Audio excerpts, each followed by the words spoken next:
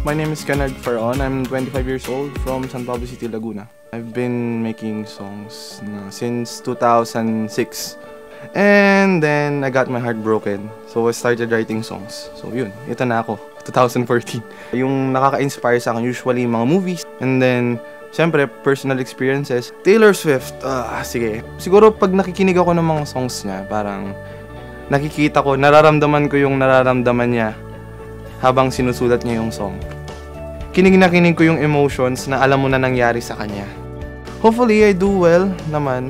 Hopefully, maramdaman nila yung message ng song ko and kung paano ang style ko. And hopefully, yung style ko ay makumbinsi sila na kuhanin ako. So, yeah. Sana ma-wow sila.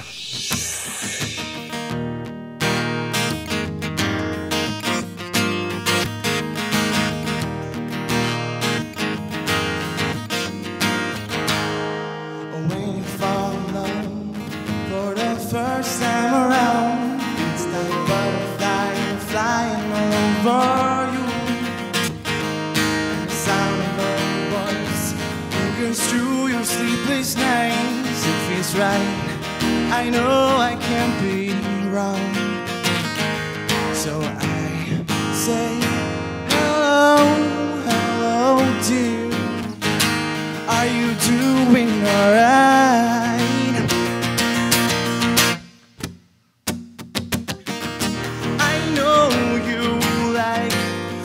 Back of my head, everything you do, the way you make me feel brand new. I know this right, I know we've got nothing to lose. So baby, please just say you'll be with me. I'm in love, I'm in love, I'm in love for the first time.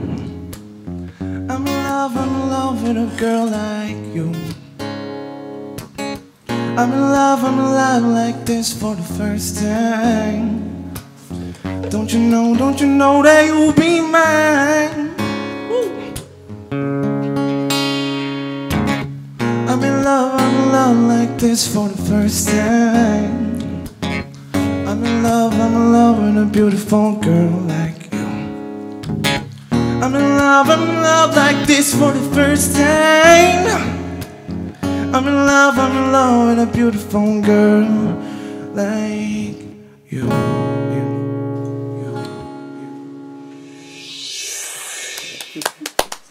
Gusto ko yung performance ni Kennard from the start, parang mayroon siyang vibe na masaya, parang ganito.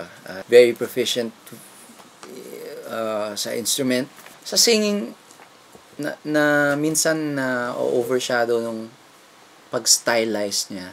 Okay, gusto ko yung style niya. Okay naman, magaling. Yun nga lang, medyo sloppy in some parts. Siguro kailangan niyang puliduhin lang. Pero nakita ko ng potential na kasi ang galing din niya gumamit ng instrument. His original, I like the song. Yung performance, although good, stylized, pero bitin na bitin ako. I like the version ng corneto.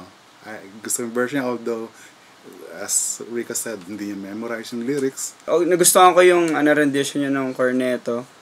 Kaso, parang hindi lang masyadong praktisado. Konting practice pa. Pero mahusay.